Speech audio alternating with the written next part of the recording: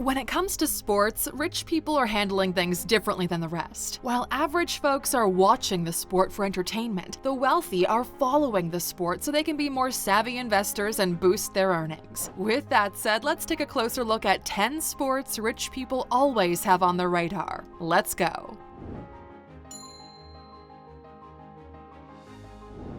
Number 10. American football. Let's start off with this. The NFL is the highest grossing sport in the US, and it typically increases year over year. In 2021, total revenue for all NFL teams was estimated to be over $15 billion. And if that's not reason enough, consider the league's biggest annual event, the Super Bowl, which last year generated almost $450 million in advertising revenue. And that's because the general US public loves their football. People live and die by their teams. They'll watch at home, they'll spend hundreds on tickets and thousands on merch. And while average fans are hollering in the stands, these wealthy investors are perched in their skyboxes talking shop and making deals. That's their game of choice. Number 9. Skiing. Those luxe skiing trips to the Alps aren't a myth. Skiing is attractive to the wealthy for a few reasons. It's expensive, involves luxurious locations and resorts, and is overall pretty exclusive as a result. You'll be rubbing shoulders with like-minded folks in these places. No one will be looking for advice or a handout unless they have something just as valuable to offer you in return. However, rich people follow this winter sport for various reasons. First things first, it's all about technique and discipline, which business owners really appreciate, as it's exactly what you need to be a wealthy entrepreneur. Not to mention, watching these athletes push beyond what was once thought to be impossible fires them up, as entrepreneurs are constantly trying to do the same in their own way.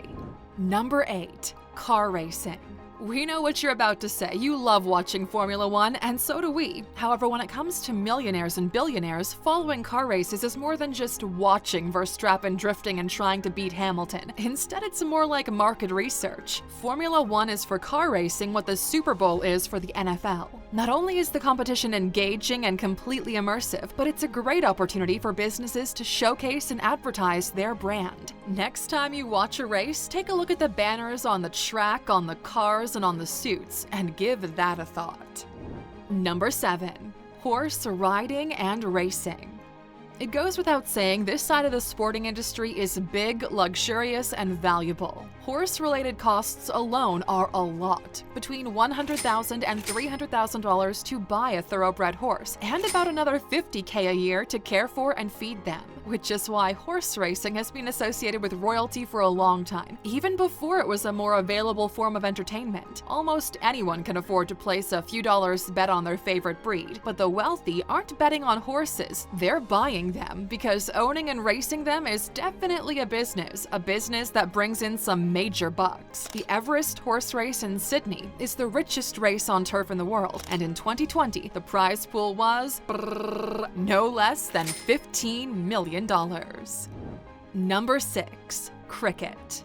This one's kind of funny. Do you know why, despite its popularity, cricket hasn't been included at the Olympics since the Summer Games of 1900? Because only 2 teams would play, France and England. There is, however, a hope it'll be included in the 2028 Games in Los Angeles. But until that point, this is exactly what makes cricket popular amongst billionaires: its rarity and uniqueness. But what exactly are the game's rules? Well, first of all, you need 2 teams of 11 players each. The opposing team is usually called the fielding team, while the one sitting at the bat is, you're right, the batting team. The purpose of this game is to mainly bowl the ball, hit the striker's wicket, and break it. It kind of resembles baseball, but there's a few noticeable differences between them. The richest cricket player in the world is Indian athlete Sachin Tendulkar, whose net worth is over $150 million. Number 5. Ice hockey. Hockey is the national winter sport of Canada, and you'd be mistaken to assume it's easy to play. Think about it. You're strapping blades on your feet, running around the ice, chasing a puck with a stick, attempting to slap it into a net, all while avoiding the other team's defenses and trying not to be slammed into a wall. The best players, though, they make it look like some kind of rendition of Swan Lake, brutally graceful. And as you can imagine, for a full contact sport like this, good gear is very expensive, but that's not why billionaires are paying attention. There's a lot of money to be made owning teams like these. As well, China is set to host the 2022 Olympics, which got Chinese billionaires more interested in the NHL, as all the league's top players fill up team rosters of various countries at the Winter Games, namely Canada, the US, Russia, Finland, and Sweden. And did you know the highest paid NHL player is Canadian Connor McDavid, who's earning $16.4 million during the 2021-22 season? Number 4. Fencing.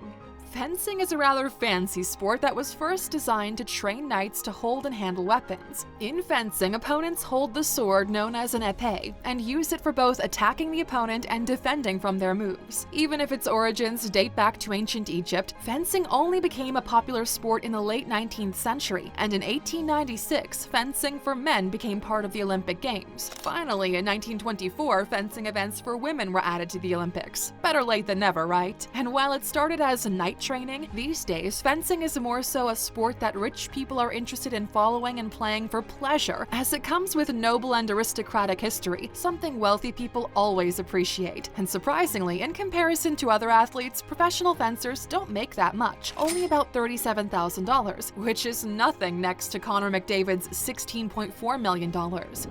Number 3. Lacrosse.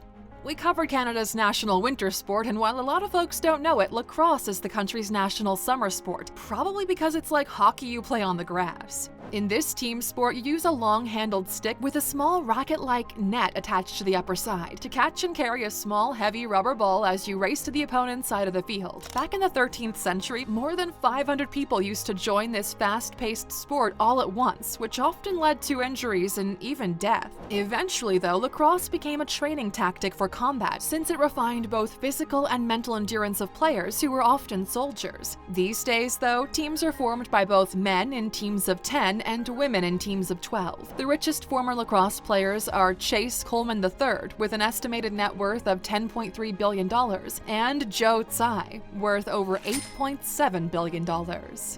Number 2. Polo with horses. When we think of horse polo games, what comes to mind is majestic and extremely expensive. It's been named the sport of kings, and we agree. The first polo game was played in Persia, which at the time was the Parthian Empire, so you might just guess how old it really is. Polo with horses started as a means for training cavalry units, but it shortly expanded and became the national sport of Persia, and for the time it was pretty progressive. Both men and women would play on mixed teams. The players need to master equitation, and they're only allowed to hit the ball with the mallet they hold in their right hand. You've got to be a team player as well, and that doesn't always make it easier. But why do rich people follow this sport, though? Well, aside from its history and tradition, it's also pretty exclusive to the upper echelons of society. And much like horse racing, there's some big money here. The horse industry itself has a global value of over $300 billion. Number 1. Golf. They say golf is a rich man's sport, and that's probably not going to change anytime soon, because as much as they love watching it, they also love playing it. But aside from being a fairly exclusive sport with luxe country club vibes, it also gives successful people on the course the chance to meet like-minded individuals and discuss new ideas and make plans for the future. Needless to say, the equipment itself costs thousands of dollars per year, and a membership to a nice golf club will easily set you back at least $10,000 annually. And we also can't ignore the relaxation side of the sport. If it's a solo game, it's just you, your caddy, and some beautiful vistas as you spend some time deep in thought thinking about your next moves.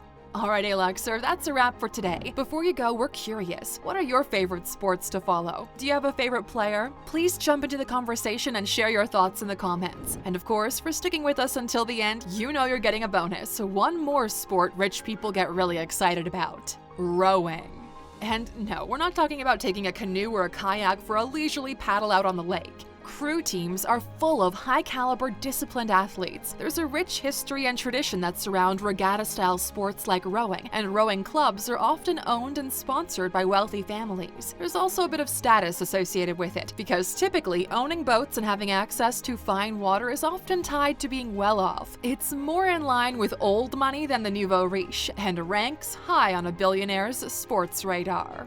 Thanks for hanging out with us today, Alexer. Please hit the like button if you enjoyed today's video. Click the bell icon to never miss an upload, and don't forget to subscribe.